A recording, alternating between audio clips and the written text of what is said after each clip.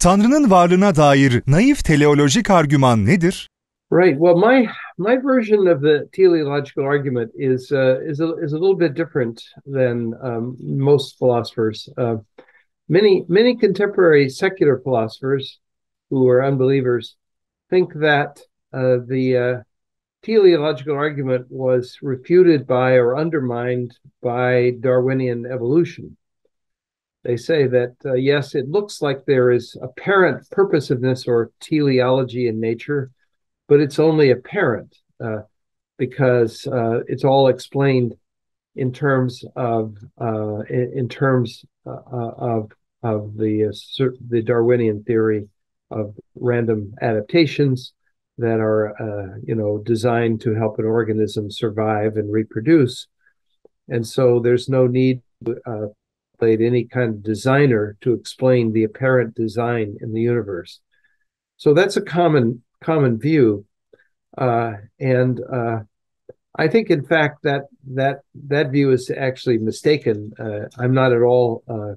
I don't agree that the fact that we can explain the apparent design through a scientific theory like Darwinian evolution, I don't think that necessarily implies that there isn't real purposiveness or teleology, because I don't see myself why God could not have used an evolutionary process to bring about the world as we know it. So the fact that we can give a scientific explanation doesn't by itself preclude the possibility that there is a divine purposiveness in nature that we recognize or see. So I think even the common criticism of standard teleological arguments is not at all decisive. But my version of the argument is different, because I don't necessarily see the teleology in nature as evidence to be explained. Most arguments are explanatory in nature, and they see a certain things in nature and treat them as evidence, and then ask what is the best explanation for the evidence, and they try to argue that ultimately we need God to explain the evidence.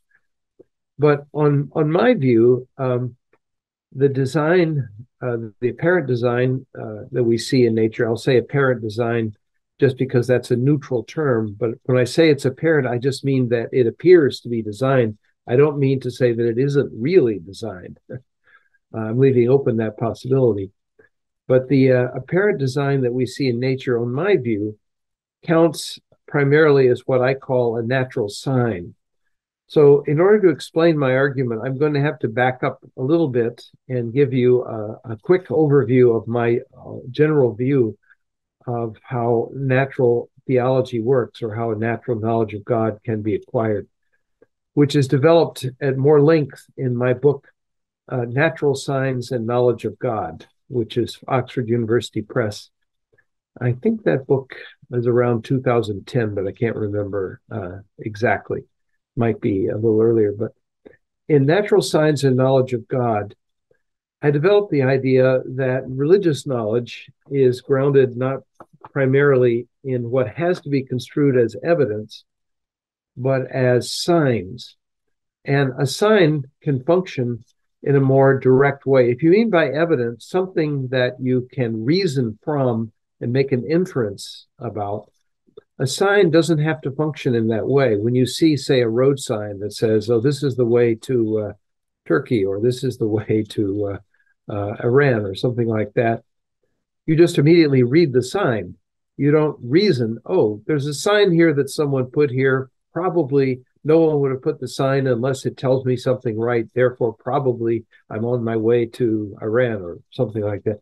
You don't need a process of reasoning or inference, because you can read the sign and interpret its meaning in a more direct way. And the Scottish philosopher Thomas Reid in the 1700s argued that much of our perceptual knowledge of the world is exactly of this sort. Reid, who was responding to the skepticism of Berkeley about the physical world, Reid thought that the idea that our knowledge of the physical world requires some sort of inference was a mistake. that it's not the case that we have sensations that come from the physical world, and then we infer the existence of the physical world as the cause of those sensations, as John Locke thought was the case, and as Descartes thought was the case. And as Berkeley argued, we don't need that inference. Berkeley, of course, argued that there is no such thing as matter, that the world just consists of perceptions. To be is to be perceived. But Reid's argument against this view in favor of a kind of direct realism says, no, when we have these sensations, we don't make any inference.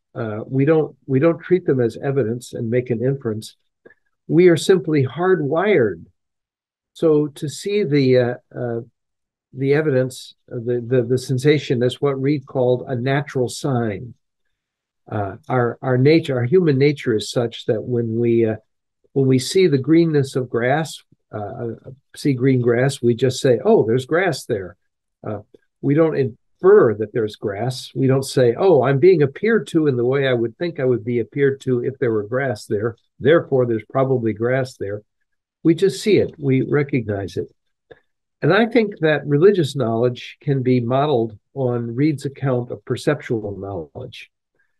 That God, in order to make the knowledge of his reality possible, has put into nature certain features that I say are natural signs that point us towards God.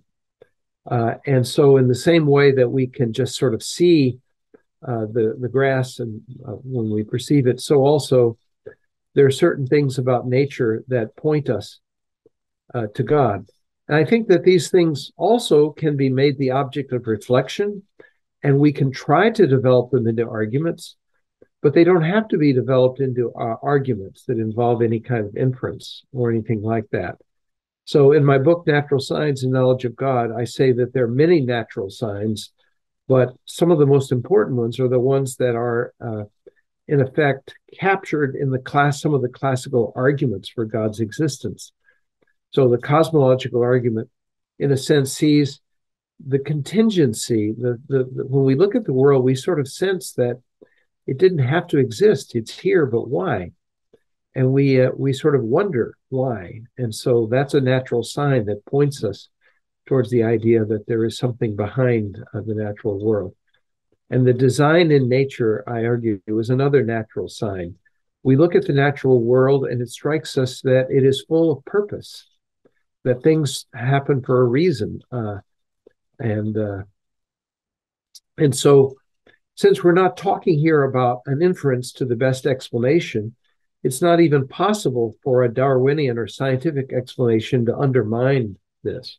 Rather, the ground of the knowledge is simply that we have this sort of natural impulse to form a belief that there is some purpose behind the apparent purpose that we see in nature. The other natural signs that I talk about in the book include natural signs derived from morality, our sense that we are accountable, that there is something or someone who holds us accountable. That's a natural sign. And also, I think our sense of the intrinsic value or dignity or worth of human beings, what Kant called dignity, I think that's a natural sign that points us, because human beings, I think, have this quality of dignity or intrinsic value or worth because they are made in the image of God. And we sort of sense that when we open ourselves up to seeing the natural sign. So that's the general background for how I see the argument from design, or the teleological argument. In the book, I defend this religious epistemology by saying that it fits what I call the two Pascalian constraints on religious knowledge. I take these from the French thinker Blaise Pascal, who basically said that he agrees with Reid that our knowledge of God is based on what Pascal calls signs. And this is how Pascal describes the signs. He says, when God gives us the signs that make possible us to know him, he gives the signs enough clarity so that those who want to believe are able to believe, but there's enough obscurity that those who don't want to believe can resist. So I formulate these as two principles. I call it the wide accessibility principle, that anything that gives us knowledge of God should be widely available or accessible. It shouldn't need a PhD in philosophy to understand or recognize. But also I called it the second principle, the easy resistibility principle, that God, who wants us to be his friends in a voluntary way, doesn't want to force us to serve him or coerce us, leaves, you might say, enough ambiguity in our situation that if we don't want to serve God, we don't have to believe in him. We're not forced to by the evidence. So signs have that sort of characteristic, that since they're not functioning as evidence primarily in the inferential sense, they can be more or less clear, and they require, you might say, interpretation on our part, and that allows for an element of the voluntary in how we come to know God. So I think what is called in my article that you all read, the naive teleological argument. I didn't pick up that title, by the way. I didn't invent that. I didn't like that. I don't think the argument is really naive at all. But it is, what I mean is that it's an argument for ordinary people. Ordinary people naturally and spontaneously, you might say, when they see the evidence of purpose in the world, they have this natural tendency to form a belief in God. Interestingly, if we look at a contemporary cognitive psychology and the psychology of how religious beliefs are formed, there's been a revolution. 50 years ago, most psychologists believed that all religious beliefs were learned. They were primarily the result of culture. But that doesn't really explain why it is that every human culture seems to have had some sort of religious beliefs. And so contemporary psychologists have studied the matter, and they've decided that we are in some way hardwired, that it's natural for even very young children to form a belief in God. One psychologist, who is actually an atheist, says that children are, quote, promiscuous theists. They naturally and quickly form a belief in God or gods. So now I do think we have to be careful in what we claim about natural theology. I don't claim that natural theology can give us accurate or complete knowledge of what God is like. It just, I'd say it points to the falsity of what we might call naturalism. So natural theology points us towards something or someone that transcends nature. But I think myself that to have more knowledge of, complete knowledge of the ultimate, the absolute, we have to have more than natural theology. And I think that's provided by revelation. So, of course, Muslims believe that God has revealed himself in the Quran, and Christians believe that God has revealed himself in the Bible. Jews, God has revealed himself in the Hebrew Bible. So it seems to me that if we're going to have adequate or accurate knowledge of God, then more than natural theology is necessary. We will need also God to reveal himself to us in order to have a clear, precise, and accurate knowledge. But I do think natural theology prepares us for revealed theology by showing us the falsity of naturalism, and it gives us, you might say, this sort of tendency to look for something beyond the natural world, which is the ground of nature, including the ground of ourselves. So there are many other natural signs. I think the natural sense of gratitude that we often have, grateful for life and to be alive, that's a natural sign that points to God. Someone has said as a joke that an atheist's worst day is when he feels really grateful to be alive, but has no one to thank. So that's just a joke. But anyway, there's some truth contained in that joke. So I think there are many other natural signs too, and I think particularly our sense that we are accountable for how we live. I actually have a book that just was released from Oxford this week, yesterday, called Living Accountably, Accountability as a Virtue. And part of the thesis of the book is that we humans have a kind of natural sense that we are accountable for how we live our lives. And that sense of accountability is, I think, another natural sign that points us towards God. So that's the general. So the way that the teleological argument works is just that we notice that there are many things about the world that seemed good, and it doesn't seem accidental that they are good. So, for example, we have the regularity of nature, the seasons. We have the regularities that make possible the way our bodies function. Our hearts function like a pump. Our eyes are, in a sense, like a camera. And they have this ability to help us gain knowledge, and that's a good thing. And it doesn't seem accidental to us that we have these capacities. It seems as if they are the result of some sort of purposiveness. And I think that's a natural way to think about it. It's not a proof in the sense that I'm not claiming that you couldn't deny that or reject that, because on my view, religious knowledge, which satisfies the Pascalian constraints, is not supposed to be a proof. Even I think the knowledge we have through revelation is like that. My own interpretation of the Christian revelation is that when Jesus appeared on earth, he performed miracles, but these miracles were not supposed to be proofs, but signs. They sort of point us towards understanding who he is and his identity, but they aren't intended as proofs. And in fact, there were people who saw Jesus perform miracles who didn't believe in him. So they're not proofs in the sense of being undeniable or evidence that one can't possibly reject. But the same is true of natural theology. We have these natural signs, and I do think it's possible to take the natural signs, reflect on them, and treat them as evidence, and then we can form inferential arguments. I think the classical arguments for God's existence are like that. But I'm arguing that one doesn't have to think that way about these. Ordinary people can naturally form beliefs in God, and they're perfectly reasonable in doing so, just as reasonable as we are when we form a belief that there are trees and grass by relying on our sensations that we receive from the external world.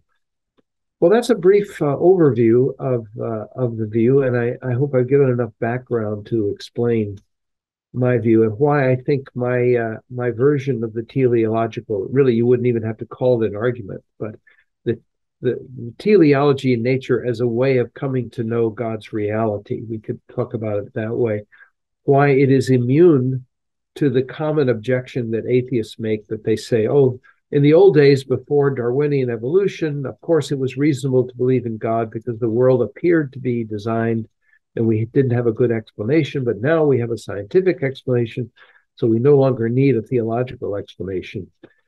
That, as I said before, I think that line of argument is mistaken in any case because it confuses what we might call levels of explanation.